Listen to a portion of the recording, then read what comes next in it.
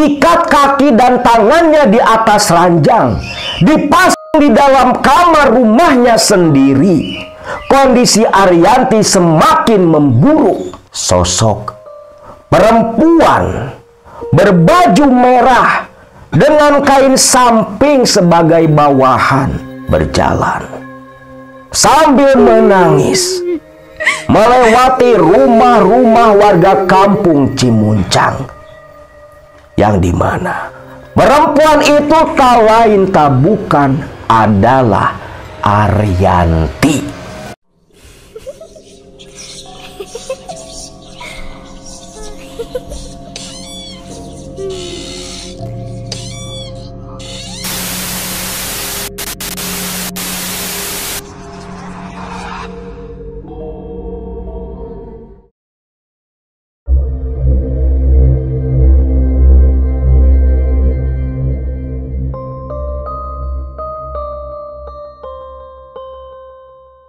Kisah kali ini adalah sebuah kisah yang terjadi pada tahun pertengahan 90-an di sebuah desa kecil di daerah Jawa Barat. Pada waktu itu, di sebuah kampung yang dikenal dengan nama Kampung Cimuncang, pernah terjadi peristiwa di mana pasca kematian salah satu warga mereka yang begitu tragis dan memilukan, Kampung Karangmuncang mendapatkan teror hampir setiap malam dan menjadi momok yang begitu menakutkan.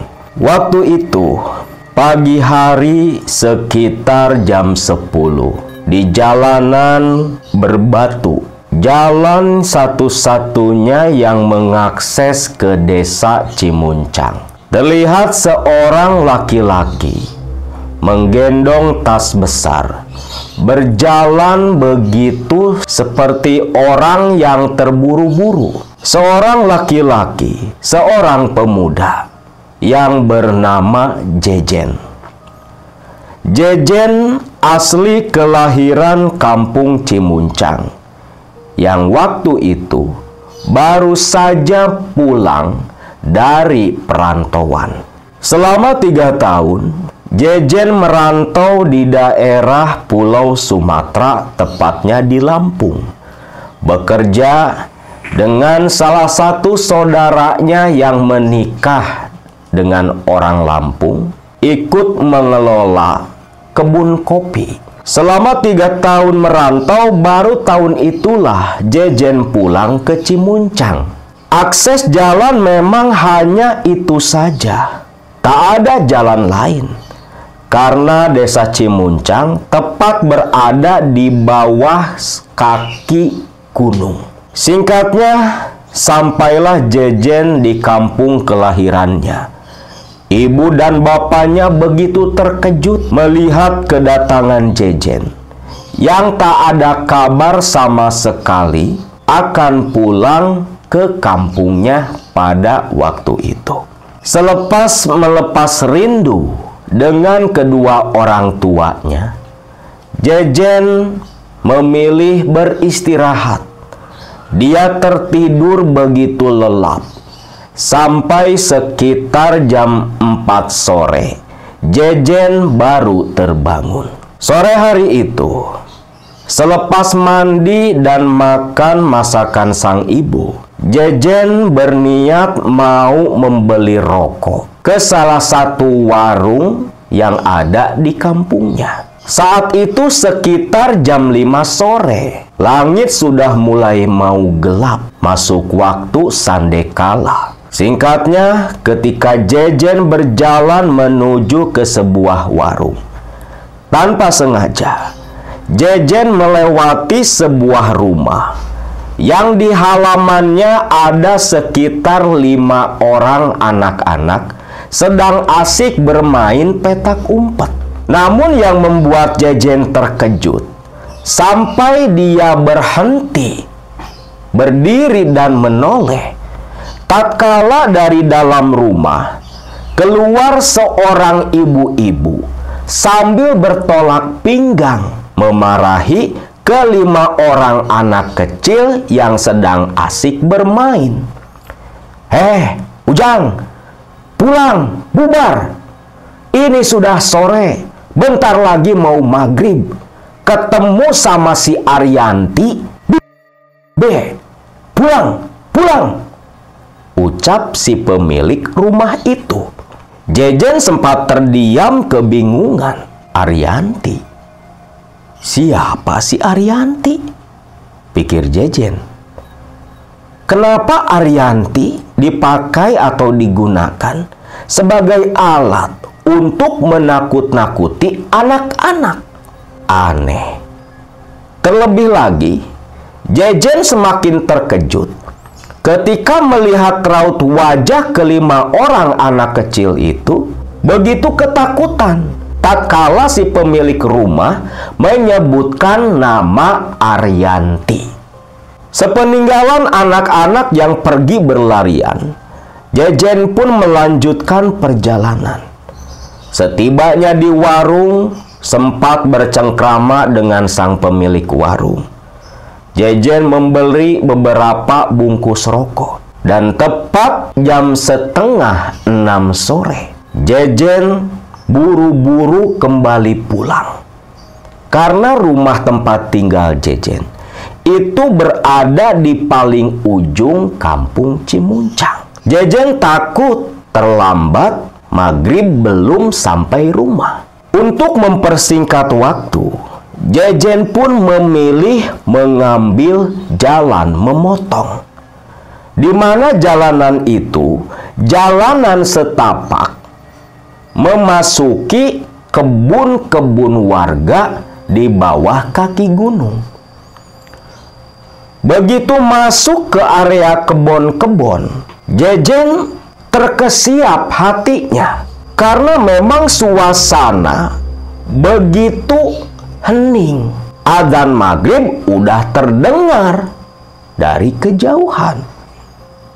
Loh, tumben.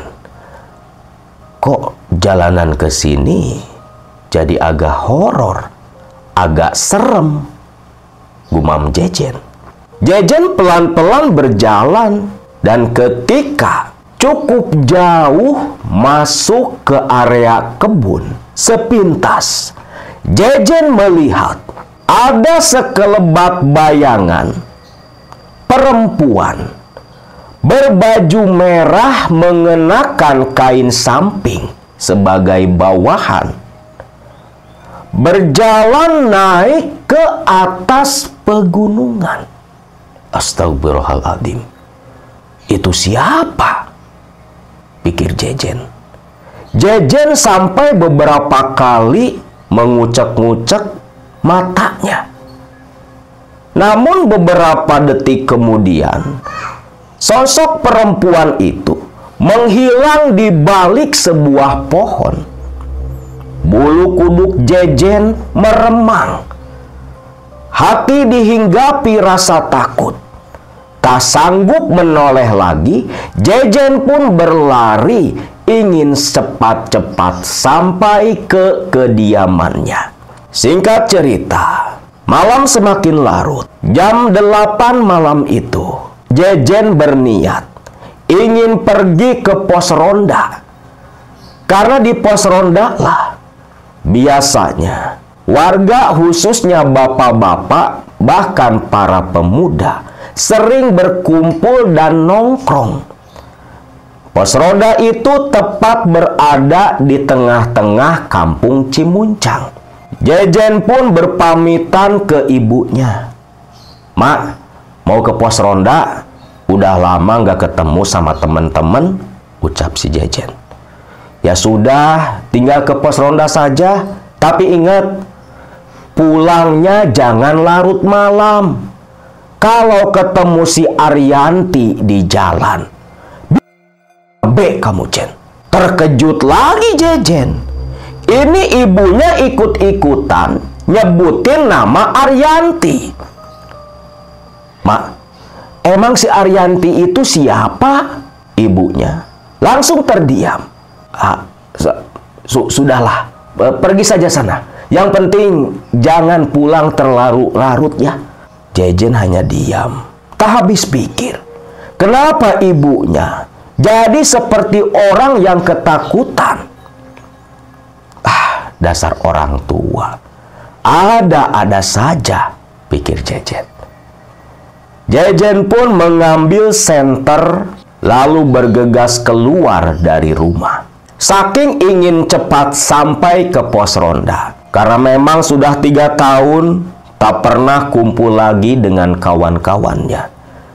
Walau tadi sore sempat dihinggapi rasa takut, Jejen pun malah memilih melewati jalanan yang tadi sore dia lalui.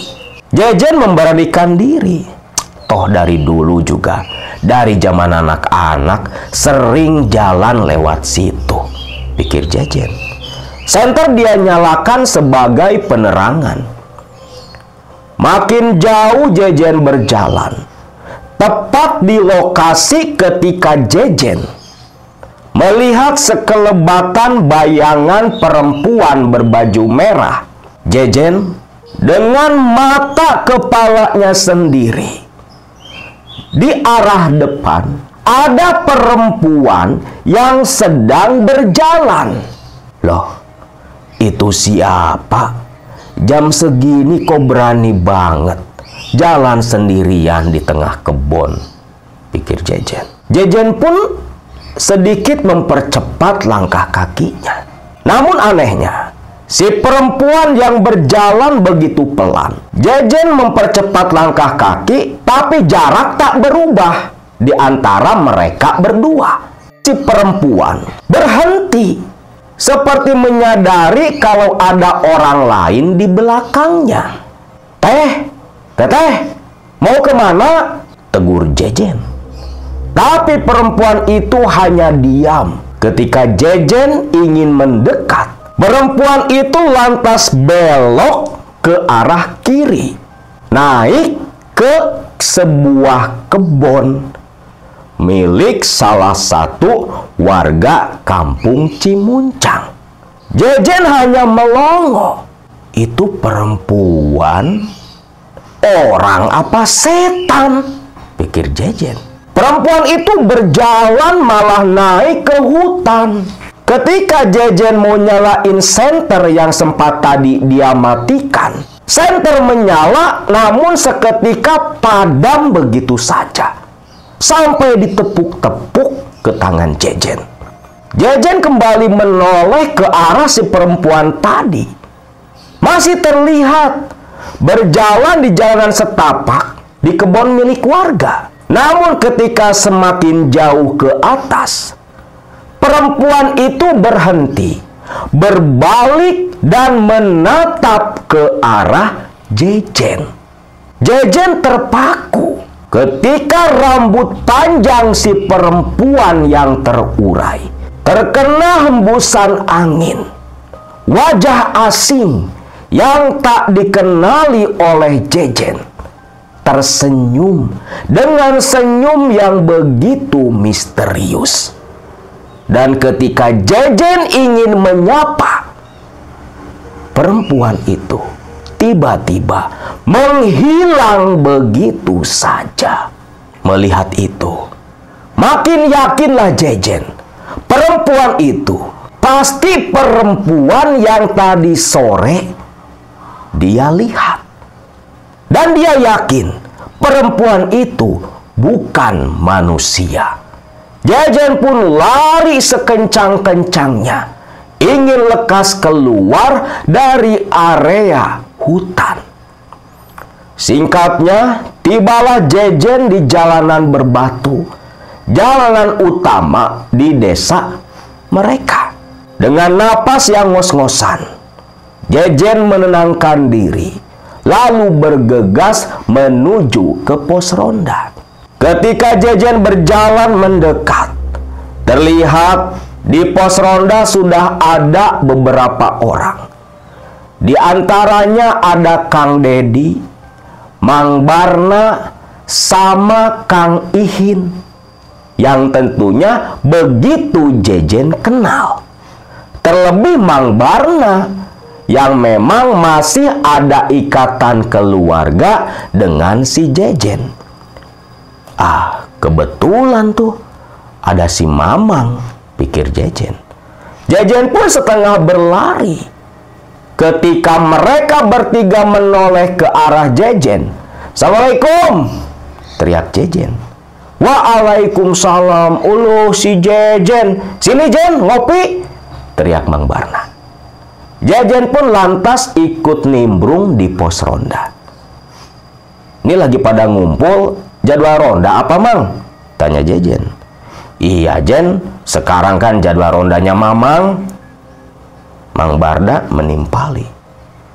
"Habis dari mana kamu Jen?" "Sengaja Mang, pengen ke pos ronda, pengen ngumpul. Tapi kok gak ada anak-anak ya Mang?" Barna diam. Yang menjawab Kang Dedi, "Ya, sudah hampir 1 bulan Jen. Gak ada anak-anak muda yang berani keluar malam hari." "Loh, tumben-tumbenan. Emang kenapa Mang?" Tapi Jejen bertanya seperti itu, nih bapak-bapak yang 3 orang gak ada yang jawab. Malah pada diem. Aneh, ini ada apa sebenarnya? Pikir Jejen. Ya sudahlah, ada kopi Mang. "Ada Jen tuh, bikin saja," ucap Barna. Jejen pun menurut. Dia menyeduh kopi sendiri. Nah, setelah berbasa-basi cukup lama, Jejen yang sudah tak bisa lagi menahan rasa penasaran. Penasaran akan sosok nama yang disebut Arianti. Dia bertanya, Mang, Jejen teh penasaran. Waktu tadi sore ada ibu-ibu nyuruh anak-anak bubar pulang. Bilangnya takut ketemu si Arianti. Tadi si emak juga kayak gitu. Gak boleh pulang terlalu malam, takut ketemu si Arianti. Memangnya si Arianti teh apa sih Mang? Siapa? Shh. Kompak ketiga bapak-bapak memberi isyarat Jejen untuk menghentikan pembicaraannya. Shh, diam. Jangan asal nyebut nama itu. Pamali tabuk.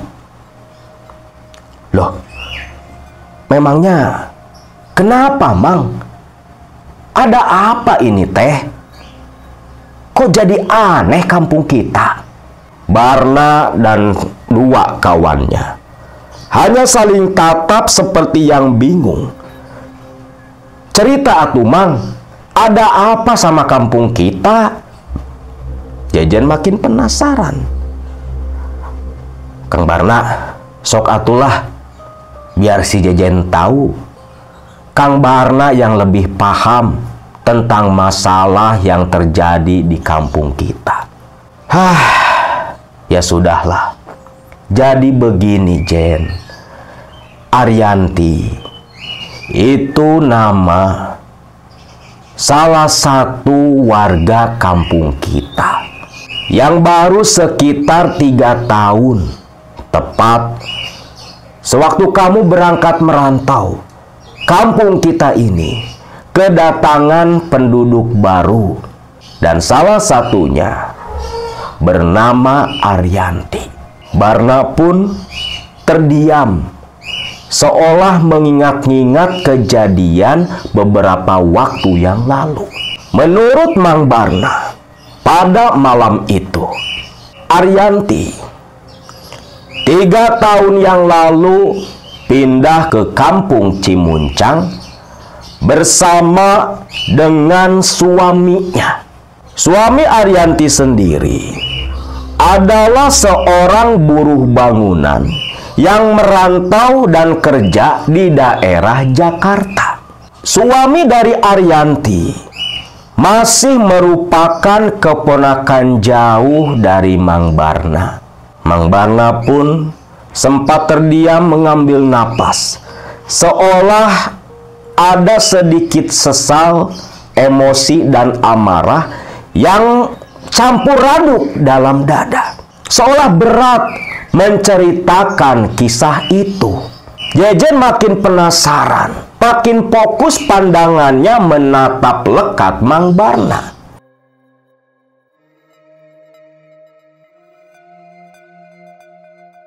Menurut cerita Mang Barna, kala itu sekitar 1 tahun Dani, suami dari Arianti, merantau di Jakarta. Mang Barna yang merupakan seorang tukang ojek pangkalan, kala itu tak sengaja melihat mobil Lurah Karta berhenti di seberang pangkalan ojek tempat Mang Barna mengais rejeki. Saat itu Mang Barna ditemani salah satu kawannya sesama tukang ojek juga. Nak, Barna, itu bukannya mobil si Lurah Karta, lurah kampung kamu kan? Iya, itu memang mobilnya Lurah Karta, ucap Barna. Namun yang membuat Barna kaget turun dari mobil adalah seorang perempuan yang tak lain tak bukan adalah Arianti. Loh, itu kan si Arianti, gumam Mang Barna. Kok bisa turun dari mobilnya Lurah Karta? Jangan-jangan pikiran Mang Barna udah ke satu kata. Mang Barna menyangka Arianti jangan-jangan selingkuh dengan Lurah Karta. Wah, gupai-gupai ke sini tuh, ucap teman Mang Barna. Nak, narik dulu ya. Iya sana, ucap Barna. Menutup wajah dengan topi, takut dikenali oleh si Arianti. Selepas Arianti dibonceng oleh kawannya, Barna semakin curiga. Gak mungkin salah. Sepertinya ada hubungan serius di antara mereka berdua. Gak bisa dibiarkan. Tapi belum ada bukti kuat pula, pikir Barna. Sampai singkatnya, beberapa waktu kemudian, saat itu Barna kegilir bagian ronda dan jalan menuju ke pos ronda. Barna harus melewati rumah Arianti. Ketika berjalan, Barna kaget di kejauhan melihat motor melaju dan berhenti di depan rumah Arianti. Barna sampai merunduk di antara semak-semak karena si pengemudi motor sempat seolah menoleh ke arah Barna. Astagfirullah, benar berarti sepertinya memang si Lurah Karta ada hubungan sama si Arianti. Barna pun berniat mengintip mereka, memastikan betul saja pintu terbuka. Keluar Arianti, celingak-celinguk seperti memastikan situasi. Dan tepat di depan Mang Barna yang sedang sembunyi, Arianti memeluk Lurah Karta. Dan Lurah Karta ditarik masuk ke dalam rumah. Diikuti dengan padamnya lampu di rumah Arianti. Makin kental kecurigaan Barna. Barna pun mengendap-endap mendekat ke rumah Arianti. Yang dia tuju adalah jendela kamar tidurnya Arianti. Betul saja ketika dia menguping dari luar, hanya mendengar suara lenguhan Arianti dan Lurah Karta. Yang bisa dipastikan mereka berdua sedang melakukan sesuatu yang melanggar norma-norma agama. Barna pun akhirnya memutuskan untuk lekas ke pos ronda. Bukan hanya sekali dua kali, Barna sering memergoki Karta datang tengah malam, di saat situasi sepi, datang ngapel ke rumah si Arianti. Yang memang, lelaki mana yang tak akan tergoda oleh Arianti? Usia yang masih muda, wajah yang begitu cantik, sampai sekitar beberapa bulan kemudian. Barna selama ini menyimpan penemuannya tentang perselingkuhan itu. Dia pendam sendiri. Dia menunggu si Dani pulang. Dan betul saja, bulan keempat, pasca pertama kali Barna mengintip Arianti dan Lurah Karta. Saat itu, Dani sengaja datang berkunjung ke rumah Mang Barna. Malam hari itu, Mang Barna sedang nongkrong di depan rumah sambil merokok. Dari arah bawah, loh, kayak si Dani, pikir Mang Barna. Loh, beneran si Dani? Dan, Mang, teriak Dani dari bawah. Dani pun bergegas mendekat. Biasalah basa-basi kan, antara paman dan ponakan jauh. Cerita kapan pulang, berangkat dari Jakarta jam berapa. Sampai setelah cukup lama, ngobrol berdua sambil ngopi, Mang Barna berkata ke Dani, "Dan jangan terlalu berdiam diri." Loh, maksud Mang Barna apa? Ada yang tak beres dengan istrimu, Dan. Tak beres? Tak beres gimana, Mang?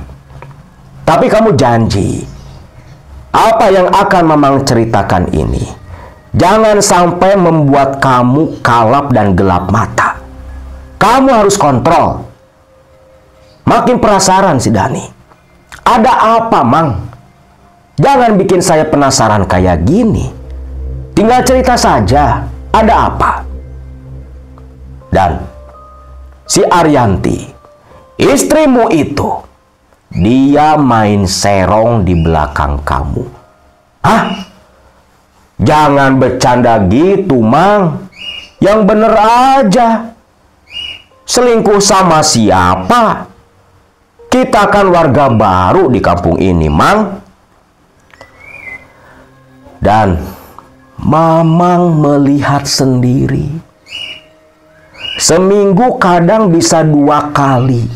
Selingkuhan istri kamu datang ke rumah. Bahkan Mamang pernah ngintip apa yang dilakukan Arianti sama selingkuhannya. Selingkuhan si Arianti, perlu kamu ketahui, dia adalah Lurah Karta, pucat wajah Dani malam itu. Dia terdiam, napas memburu, wajah berubah kemerahan, gigi gemeretak, tangan mengepal, seolah Dani sedang mengendalikan amarah. Dan kalau kamu tak percaya, kamu pancing saja. Maksud Mamang, mancing gimana, Mang? Begini, Dan. Barna pun mengatur siasat dengan Dani. Boleh juga sih, Mang. Saya juga agak heran, Mang. Karena Arianti tak seperti biasanya. Jadi kapan, Mang? Jangan ditunda-tunda. Besok langsung saja lakukan. Nanti Mamang akan ngatur orang-orang sini buat ikut menggerebek istri kamu. Baik, Mang. Baik, ucap Dani setelah berdiskusi panjang dengan Barna. Singkatnya, Dani pun pulang. Dan ketika sampai di rumah, Dani mengajak Arianti berbicara. Di mana intinya, Dani bilang ke Arianti, kalau 1 hari lagi dia mau pergi ke rumah orang tuanya, menginap di sana 1 malam. Dan Arianti nggak perlu ikut. Arianti pun malah seperti yang senang mendapat kabar dari Dani kalau Dani mau pergi. Walau ditutupi sedemikian rupa, tetap terbaca oleh Dani. Lalu di hari yang sudah Dani sepakati, pagi-pagi sekali Dani pamitan ke Arianti. Pamit mau pergi ke rumah orang tuanya, yang padahal Dani malah menuju ke rumah Mang Barna dan diam seharian di sana.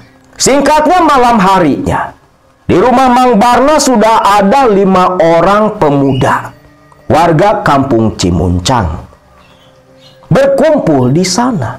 Ceng, coba kamu sekarang cek ke rumahnya si Arianti. Si Lurah Karta sudah datang atau belum? Baik bang, baik, ucap Aceng. Aceng pun buru-buru menuju ke rumahnya Dani. Setengah jam kemudian, Acep datang kembali berlari tergopoh-gopoh. Orang-orang langsung berdiri. Gimana, Ceng? Baru datang, Mang. Baru datang. Udah pada masuk ke dalam, ucap si Aceng. Mendengar itu, Dani yang sedari tadi diam, tak berbicara, langsung menggebrak lantai. Kurang ajar, perempuan sundal, ucap Dani. Tenang, Dan, tenang. Sekarang coba panggil warga. Kita bareng-bareng kepung si Arianti, ucap Barna memberi perintah. Para pemuda pun menyebar, lalu berkumpul di satu titik. Dan setelah warga berkumpul, ada sekitar 20 orang laki-laki dipimpin Mang Barna dan Dani berjalan bersama-sama mau mengepung Arianti. Setibanya di depan rumah Dani, warga disuruh menyebar mengelilingi rumah. Dan Dani sendiri mengatur napas dan langsung menggedor pintu depan memanggil Arianti. Sontak dari dalam terdengar suara ribut orang yang panik. Karena tadi buka-buka, Dani pun langsung menendang pintu. Pintu terbuka, terlihat Arianti dengan wajah paniknya menutupi tubuh dengan kain samping. Dan pucat pasi wajah Arianti ketika beberapa orang termasuk Mang Barna merangsek masuk ke dalam. Di tengah Arianti yang sedang panik, warga di area belakang rumah, "Nah, kena nih!" ucap teriak warga. Dani pun tak bisa berkata apa-apa ketika warga yang di belakang menggiring seorang laki-laki yang menenteng baju kaos dan masih mengenakan celana kolor. Digiring masuk ke dalam dengan kepala menunduk malu. Malam itu pun, emosi Dani sudah tak bisa dibendung lagi. Di depan Mang Barna dan semua warga, Dani menjatuhkan talak 3 kepada Arianti. Sedangkan Arianti dan Lurah Karta digiring menuju ke rumahnya Kang Hendar, ketua RT di Cimuncang. Yang tentunya di rumah ketua RT itu, Karta dan Arianti langsung dinikahkan oleh sesepuh tokoh agama di sana. Bahkan di depan semua orang, Lurah Karta berjanji akan menikahi Arianti secara resmi. Sedangkan Dani keesokan paginya langsung mengemasi semua pakaiannya, keluar dari rumah, diiringi oleh senyum tanpa penyesalan dari Arianti. Dani keluar dan memilih pulang ke rumah orang tuanya. Semenjak kejadian itu, kelakuan Arianti malah semakin menjadi-jadi. Walau sudah dinikahkan oleh sesepuh agama di sana, Arianti keluar sifat aslinya, yang ternyata bukan hanya Lurah Karta yang jadi selingkuhan Arianti. Sampai para tetangga di Cimuncang betul-betul risih dengan kelakuan Arianti yang sering membawa tamu laki-laki yang tak dikenal oleh mereka. Satu ketika, kampung Cimuncang geger ketika Ibu Lilis, istri Lurah Karta, datang dengan keluarga besarnya melabrak Arianti.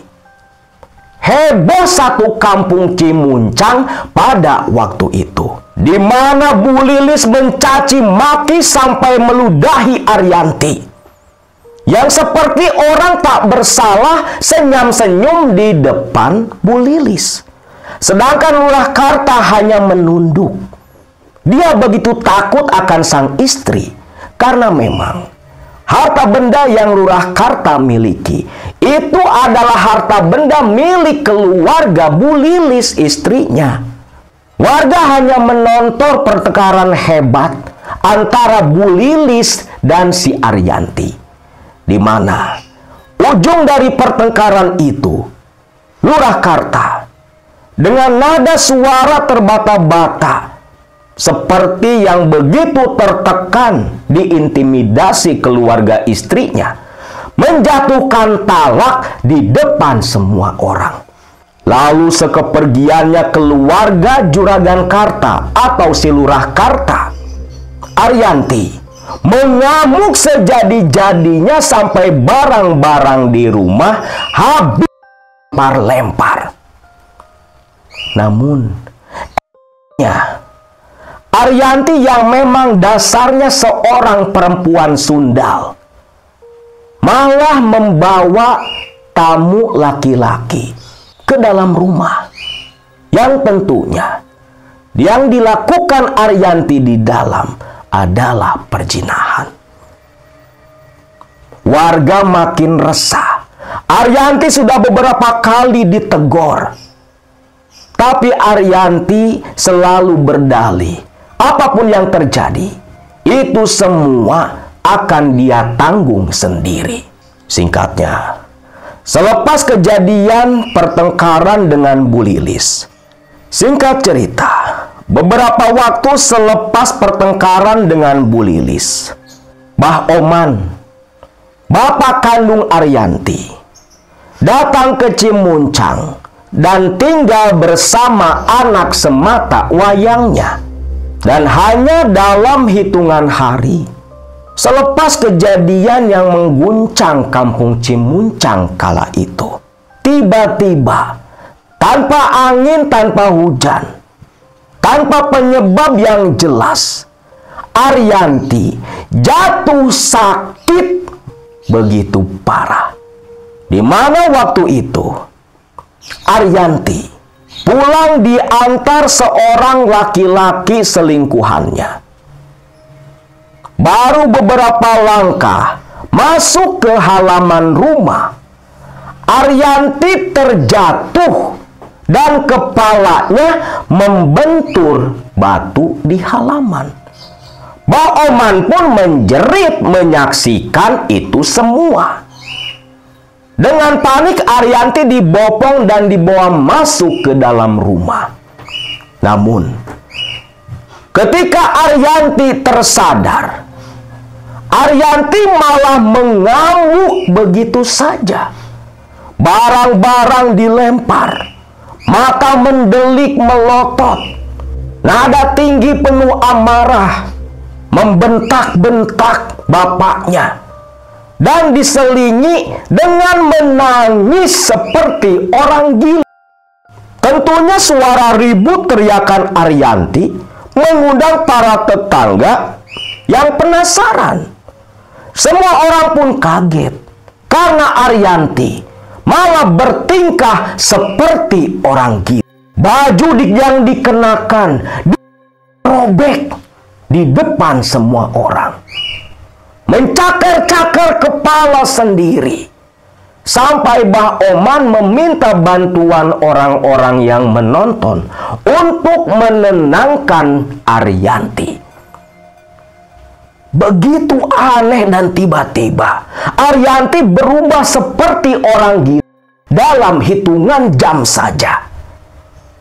Karena Arianti terus berontak, akhirnya Arianti diikat kaki dan tangannya di tempat tidur Arianti.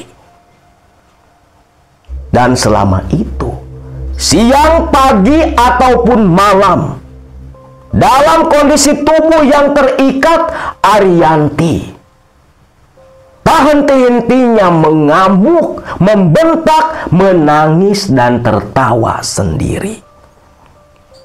Sedangkan sekitar 1 minggu pasca Arianti jatuh sakit yang tiba-tiba dan begitu aneh, Mang Barna yang kesehariannya sebagai tukang ojek,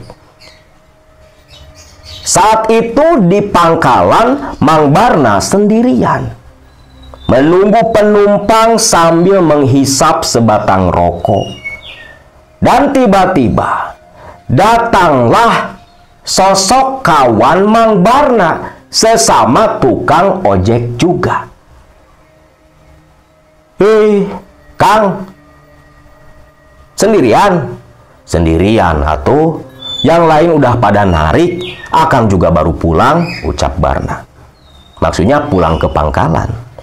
Lalu si kawan Mang Barna ini yang bernama Karnadi turun dari motor, mendekat dan duduk di samping Mang Barna. Tiba-tiba Mang Karnadi bertanya, "Kang, akang kenal sama si Arianti orang Cimuncang?" Ya kenal atuh. Rumah saya tekan gak jauh dari rumah si Arianti. Kok kamu tahu si Arianti? Tahu dari mana? Kang, sekarang kondisi si Arianti gimana, Kang? Mang Barna mendelik heran. Maksud kamu? Jawab dulu, Kang. Kondisi si Arianti sekarang gimana? Ya itulah, sakit. Sakitnya aneh kayak orang gila, ucap Barna. Bener-bener. Kecurigaan saya betul-betul terjadi. Maksud kamu apa? Karena begini, Kang. Seminggu yang lalu saya dipanggil sama Bu Lilis. Bu Lilis? Lilis siapa? Tanya Barna. Lilis, Kang, istrinya Lurah Karta. Terus dipanggil buat apa? Tanya Barna.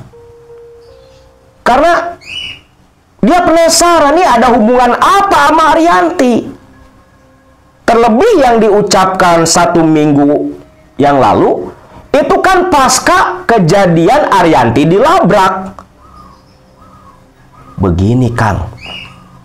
Waktu itu saya dipanggil sama Bu Lilis. Saya disuruh nganter Bu Lilis ke kampung Selajambe, Kang. Oh, terus gimana? Karnadi pun cerita. Waktu itu dia disuruh nganter Bu Lilis. Dibayar 300.000. Gede dong, tahun 90-an. Saya nganter Bu Lilis menuju ke rumah Abah Ano. Dia itu, Kang Barna, dukun yang sakti lah, Kang, di Selajambe. Dan sepulang dari situ, Kang, saya disuruh Bu Lilis buat nanem sesuatu di halaman rumahnya si Arianti, Kang. Makanya saya nanya ke Akang, kondisi si Arianti sekarang seperti apa? Jadi, maksud kamu teh karena si Arianti sekarang sakit seperti orang gila. Itu teh diguna-guna sama Bu Lilis? Iya, Kang. Pasti itu, Kang. Saya sendiri, Kang, yang nganter Bu Lilis ke dukun, dan saya juga yang disuruh nanem kain hitam yang isinya entah apa di depan halaman rumah si Arianti. Pahamlah Barna, apa yang menjadi penyebab Arianti menjadi seperti orang gila? Itu, Kang, saya teh ngerasa bersalah, Kang. Makanya saya ngomong ke Kang Barna, kalau Akang bisa, tolong Kang, kasih tahu keluarganya si Arianti, mumpung belum terlambat. Ucap Karna. Tapi ya, Barna pun kan manusia biasa. Dia merasakan sakit hati karena Dani diselingkuhi oleh Arianti. Sedangkan Dani masih keponakannya. Mendengar cerita Karna, hati Barna malah tertawa. Pantas saja, mampu. Biarkan mati sekalian, gumam Barna dalam hatinya. Dan betul saja, 2 minggu pasca Arianti bertingkah seperti orang gila, terikat kaki dan tangannya di atas ranjang, dipasang di dalam kamar rumahnya sendiri. Kondisi Arianti semakin memburuk. Di mana? Menurut informasi cerita dari para tetangga yang menengok, tubuh Arianti ditumbuhi bentol-bentol seperti telur kodok di sekujur tubuhnya.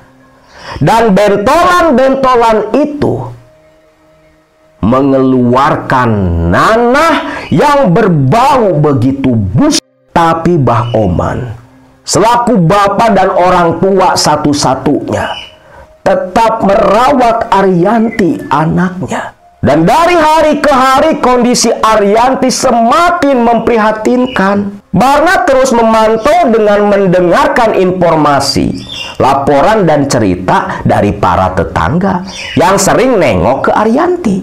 Bahkan hanya dalam waktu 1 bulan, tubuh Arianti yang tadinya sekal berisi jadi kurus kering dengan sekujur badannya ditumbuhi oleh bentolan yang mengeluarkan nanah. Dan yang lebih parahnya, yang lebih parah, dari alat vital Arianti mengeluarkan darah dan nanah yang menyeruakan bau busuk, yang dimana bau busuknya itu sampai tercium ke rumah-rumah tetangga Arianti. Dikarenakan aroma busuk yang mengganggu, membuat siapa yang mencium pasti mual dan muntah. Warga pun berdatangan ke rumah Arianti, mengadu dan meminta agar Arianti dijauhkan dari rumah-rumah penduduk. Tapi walau dalam kondisi yang begitu hancur fisiknya, tenaga Arianti tetap kuat. Seolah bukan Arianti yang mengendalikan badan itu. Arianti masih sering mengamuk, berteriak tak jelas, tertawa dan menangis hampir sepanjang hari. Akhirnya Mbah Oman pun tak bisa berbuat apa-apa. Dibantu beberapa orang laki-laki, Mbah Oman pun memindahkan Arianti, diasingkan dan diisolasi di sebuah saung, sebuah gubuk di kebun salah satu warga Kampung Cimuncang. Dan Mbah Oman lah yang setiap hari datang ke saung yang jauh dari rumah-rumah penduduk, memandikan, menyuapi, dan merawat Arianti, karena hanya Arianti darah daging satu-satunya. Sampai beberapa bulan pun berlalu, Mang Barna kembali menyambung cerita di pos ronda. Sepanjang Mang Barna cerita, si Jejen berdecak, mengepalkan tangan, menggertakkan gigi, ikut gemas dan sebal dengan kelakuan Arianti. Lantas gimana selanjutnya, Mang? Setelah beberapa bulan Arianti diisolasi di saung itu, Jen, ucap Barna menyambung kembali. Saat itu, tepatnya 40 hari yang lalu, ucap Barna, Mamang waktu itu lagi nyari kayu bakar. Kebetulan Mamang nyari kayu bakar tak jauh dari saung tempat si Arianti dipasung. Mamang waktu lagi motongin kayu, mencium bau bangke, bau busuk yang begitu tajam. Sampai Mamang muntah waktu itu, ucap Barna. Di mana waktu itu Barna yang mencari kayu bakar, tepat di bawah kebun lokasi Arianti diisolasi, dipasung. Ketika duduk memotong kayu, bau apa? Barna langsung muntah. Bau bangke, bau busuk, berasal dari saung tempat Arianti. Sambil menutup hidung dan mulut, Mang Barna berusaha bertahan saat itu. Namun tiba-tiba Mang Barna baru mendengar suara dengungan yang begitu kencang dan jelas dari arah saung Arianti. Dengungan gerombolan lalat penasaran, menutup hidung dan mulut dengan pakaian. Barna mendekat. Dan betul saja, suara dengungan ribuan lalat berasal dari saung tempat Arianti dipasung. Mang Barna ampe muntah-muntah kembali. Jangan-jangan, astagfirullahaladzim, pikir Barna. Barna pun langsung mencari-cari ranting kayu yang cukup panjang. Setelah ketemu ranting di bawah, lalu dari sela dinding bambu saung tempat Arianti dipasung, yang tubuhnya sekujur badan sudah dikerumuni ribuan lalat hijau, Mang Barna mengulurkan rantingnya lewat celah dinding bambu. Dia dekatkan dan guncangkan tubuh Arianti, dicolok-colok dari luar. Lalat pun langsung berhamburan. Ketika lalat berhamburan, Barna muntah kembali karena dia melihat makhluk-makhluk putih kecil bergerak di sekujur tubuh Arianti. Tubuh Arianti sudah dipenuhi belatung-belatung kecil. Barna yang sudah tak kuat lagi, dan dia yakin dengan mata kepalanya sendiri melihat dan menyaksikan Arianti sudah menjadi seonggok bangkai. Barna pun berlari menuju ke perkampungan. Yang dituju tak lain tak bukan adalah rumah Abah Oman atau rumah Arianti. Maksud Barna mau mengabarkan kondisi Arianti yang sudah mati. Namun ketika sampai di rumah Mang Oman, Barna terkejut. Ketika sampai di rumah itu, pintu terbuka, ada dua tetangga yang keluar. Loh, Kang Barna? Iya, Cek. Mbak Oman ada? Ada tuh. Lagi sakit Mbak Oman teh. Waduh. Lagi sakit, Cek? Iya, ucap perempuan itu. Barna pun buru-buru masuk. Lalu dia ngomong, kedenger sama ibu-ibu yang tadi. Gak jadi balik tuh si ibu-ibu, masuk lagi ke dalam. Ternyata Mbah Oman sudah hampir 1 minggu sakit dan tidak pernah menengok Arianti. Lalu setelah tahu kalau memang Mbah Oman sakit dan Arianti mati karena tak ada yang merawat, Mang Barna pun lantas menuju ke rumah Kang Hendar, ketua RT di Cimuncang. Gemparlah warga Cimuncang mendengar kabar Arianti meninggal dengan kondisi badan yang sudah membusuk, dikerubuti belatung, dikerumuni ribuan lalat. Dengan enggan dan menahan rasa jijik, warga pun mau tak mau mengurus jenazah Arianti. Dan selepas jenazah Arianti dikebumikan hari itu, selang 2 hari kemudian, warga kampung Cimuncang diberikan dengan suara tangis perempuan dibarengi jeritan dan tangisan orang yang penuh akan penyesalan.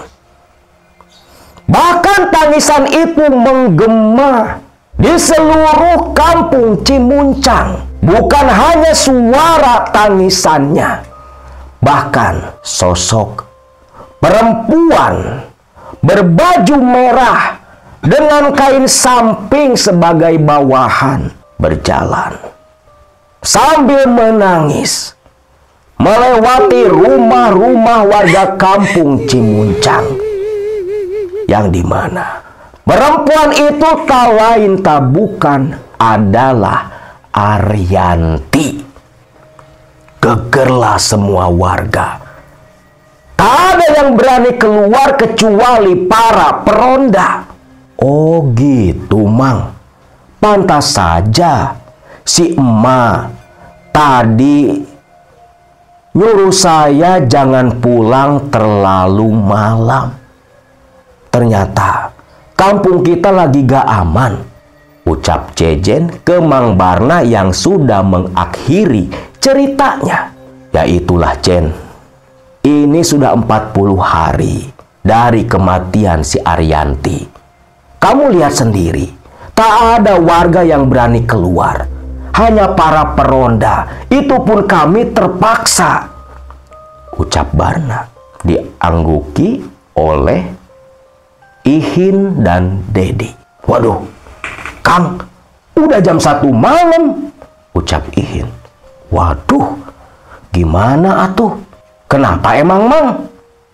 Tanya Jejen. Shh, diam, Jen. Tiba-tiba terdengarlah suara lengking jeritan perempuan samar di kejauhan, disambung dengan suara tangis yang begitu memilukan. Wajah Barna, Ihin, dan si Kang Dedi pucat dan tegang melotot saling pandang. Tuh, gak salah lagi, Itu si Arianti, ucap mereka bertiga. Sedangkan Jejen tak sengaja menoleh ke arah ujung jalan. Astagfirullah, ucap Jejen. Karena Jejen melihat perempuan berbaju merah dengan samping sebagai bawahan, rambut panjang terurai. Perempuan yang dia saksikan dia lihat di jalan setapak, berdiri di ujung jalan, tersorot cahaya bulan. Melihat Jejen yang terpana seperti itu, Barna, Ihin, dan Dedi menoleh dan memandang ke arah ujung jalan. Begitu melihat sosok perempuan itu, tanpa berkata apa-apa. Barna, Ihin, Dedi beringsut berdiri dan menyeret Jejen yang masih terpaku lari dan keluar dari pos ronda. Di tengah mereka yang berlari ketakutan, suara tangisan dan jeritan seolah mendekat dan mengejar mereka berempat. Jejen yang tersadar pun ikut lari tunggang langgang. Mereka berempat pun menuju ke satu arah, rumah Mang Barna yang paling dekat dari posisi mereka. Setibanya di halaman rumah, Barna langsung menerjang pintu sampai terjungkal. Bergegas lari ke dalam, pintu ditutup, diganjel oleh kursi di ruang tamu. Mereka berempat saling pandang diam ketakutan. Lampu matikan, Hin!" teriak Barna. Ihin pun sigap, lampu langsung dia padamkan. Gelap seketika kondisi rumah Mang Barna. Mereka berempat kompak jongkok merapat di dinding di balik pintu. Tubuh mereka gemetar semua, begitu takut. Tatkala suara jerit dan tangisan mendekat dan seolah berhenti tepat di depan halaman rumah Mang Barna. Tak ada yang berani berbicara, bahkan bergerak pun tak kuasa. Mereka berempat hanya diam.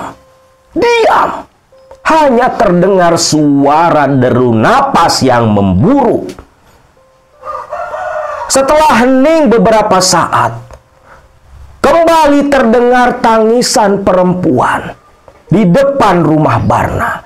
Berjalan seolah menjauh dari lokasi tempat mereka. Setelah suara samar dan hampir tak terdengar lagi, barulah keempat orang ini, termasuk Jejen, bisa bernapas lega, hanya saling pandang, lelah, takut. Sampai akhirnya Kang Ihin, di sela-sela mereka beristirahat dari rasa tegang yang mencekam, Ihin berkata, "Gak bisa dibiarin.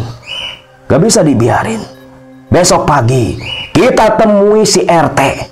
Ini harus diselesaikan. Kalau perlu cari orang pintar.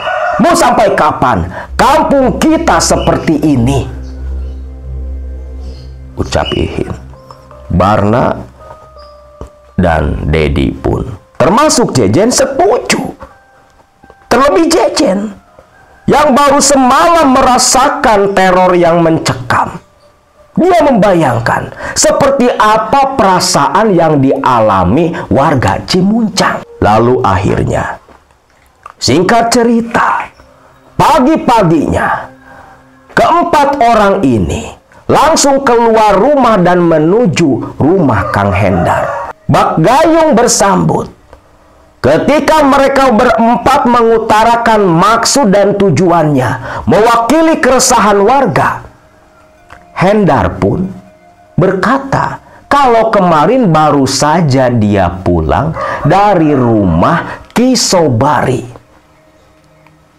seorang ustadz yang cukup terkenal dari kampung sebelah, di mana Ki Sobari menyuruh Hendar dan warga untuk membakar saung bekas Arianti di Pas. Nanti siang selepas duhur, Ki Sobari mau ke sini. Kita sama-sama ke kebon. Kita bakar saung bekas si Arianti di Pas. Dan nanti kita sama-sama menuju ke kuburannya Arianti. Ucap Hendar waktu itu. Mereka berempat pun tenang, karena ternyata ketua RT mereka jauh-jauh hari sudah mencari solusi buat masalah si Arianti. Lalu Selepas duhur, betul saja Ki Sobari beneran datang ke rumah Hendar. Akhirnya mereka berenam, termasuk Jejen di antaranya, berjalan bersama menuju ke saung pas si Arianti, yang lebih dikenal dengan sebutan Saung Sundal.